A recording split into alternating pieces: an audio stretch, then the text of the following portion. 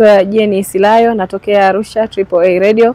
Kupitia haya mafunzo ambayo yameandaliwa na Sisema kwa waandishi wa habari na kuhusiana na masuala ya ukatili wa kijinsia, naamini tutaenda kubadilisha mitazamo yetu sisi kama waandishi na kufuatilia zaidi, kwa sababu wengi tunaripoti habari za ukatili wa kijinsia lakini tunaishia juu, hatutekelezi ama hatufuatilii zaidi mpaka tupate mwisho wake, na huenda labda kumsaidia mhanga ambaye anapitia ukatili wa kijinsia. Kwa hiyo kupitia mafunzo haya sisi kama waandishi wa habari itabidi tufuatilie zaidi na tubadilishe mitazamo yetu ili pia kuweza kuwasaidia wale wahanga ambao wamekutana na ukatili wa kijinsia. Namna ya ukatili wa kijinsia unavyotokea.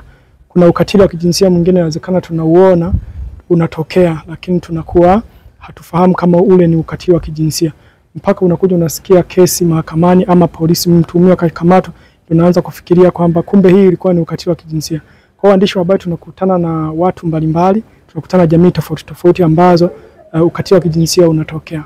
Hasa ambapo sasa hivi tupo kwenye wimbi ambalo la kimitandao ya kijamii, masuala ya kupiga picha watoto, watu wenye ulemavu, mtu amesaidia tu kitu kidogo anapiga picha anaposti kwenye mitandao. Ule unakuwa ni udhalilishaji ambao ni ukatili ambao haupaswi kuendelea kusambazwa. Kwa sisi waandishi wa habari, mafunzo haya inakwenda kutujengea uelewa mkubwa ambao sisi ndio jamii na tutegemea kuhakikisha kwamba tunapeleka elimu nzuri. Naitwa Pascal Malulu, mwandishi wa habari kutoka mkoa wa Shinyanga. Naitwa Timothy Tembe. Ni mwandishi wa habari lakini pia nimeshiriki semina ya Sisema. Kwa muktadha wa sasa wa mafunzo haya, sisi kama waandishi wa habari, kitu ambacho tunatarajia kuwa nacho sasa ni mabadiliko. Kwa sababu tumeona kwamba huenda tunaweza tukaandika habari za kiukatili, kumbe tunaziandika kijuujuu ambazo hazileti matokeo. Sasa ili tuende kufanyia mabadiliko hayo na semina tuliyoipata, tuandike kwa usahihi na kwa weledi ili ziweze kupata ufumbuzi na viongozi waweze kufanyia kazi. Na najua kwamba kuna baadhi ya viongozi ambao huenda hawajapata tipu au hawajapata habari. Kwa hiyo tukiziibua na kuzionesha kiukweli, basi zitafanywa uchunguzi na zitafanywa utafiti na zitaenda kushusha ile pressure ya ukatili wa kijinsia. Haya, naitwa Elena Magabe, mwandishi wa Jambo TV. Ninashukuru shirika la Sisema kwa kuja kutupa mafunzo haya waandishi wa habari. Haya mafunzo ya ukatili wa kijinsia yatatujenga sana waandishi wa habari, namna sahihi ya kuandika habari za ukatili kwa watoto, wakina mama na jinsia zote kwa ujumla.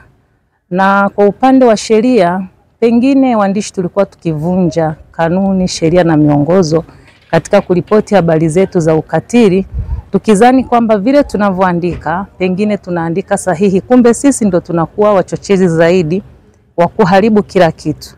Kwa hiyo ninashukuru sana ili shirika la Sisema kwa kuliona hili, kwa kutushirikisha waandishi wa mikoa mbalimbali ili tuweze kuripoti habari sahihi ambazo zitajenga jamii na kuibadilisha, na sio tena ambazo zitaweza kuleta uchochezi kwenye jamii. Baraka ni mwandishi wa habari, nafanya kazi na Afya Radio, tupo Mwanza. Leo tumekuwa na mafunzo kukumbushana, lakini katika swali lako, eneo ambalo inabidi tufanyie kazi kama waandishi wa habari ni kuandika habari zenye matokeo.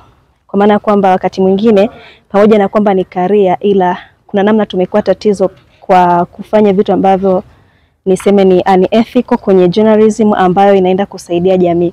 Kwa hivyo tujikite kwenye kuandika habari ambazo zinaenda kusaidia jamii, kwa sababu ni kitu ambacho kitakuwa ni cha muhimu sana kwetu, ili sasa hata hawa ambao wanatoa mafunzo waone thamani ya yale mafunzo, kwamba tumefundishika na tumebadilika na jamii ambazo tunazihudumia zimebadilika kwa namna moja ama nyingine, kutegemeana na kalamu zetu ama vyombo vyetu vya habari. Unafadhiliwa na shirika la idadi ya watu ulimwenguni. Mradi wa Chaguo Langu Haki Yangu umekuwa ni msaada mkubwa katika jamii, kwa kuwa makundi mbalimbali kuanzia vijana, watoto, wanaume, wanawake, wazee, watu wenye ulemavu, wote wameshirikishwa katika utekelezaji wa mradi huu, wakiwemo pia na waandishi wa habari. Kwa hiyo sasa hii imetusaidia kwa sasa, wananchi wamekuwa na uelewa wa kutosha katika kuripoti na kuibua vitendo vya ukatili wa kijinsia. Kwa hiyo huu mradi umekuwa ni msaada mkubwa sana, na kwa kipindi cha huko nyuma hata haikuwa rahisi kwa wanaume kuweza kuripoti matukio ya ukatili wa kijinsia, lakini kwa sasa wanaume wanaripoti matukio ya ukatili wa kijinsia. Lakini pia taarifa nyingine za ukatili wa kijinsia tunazipokea kutoka namba 116 ambayo ni namba huduma kwa mtoto ambayo inaratibiwa na shirika la Sisema chini ya mradi wa Chaguo Langu Haki Yangu.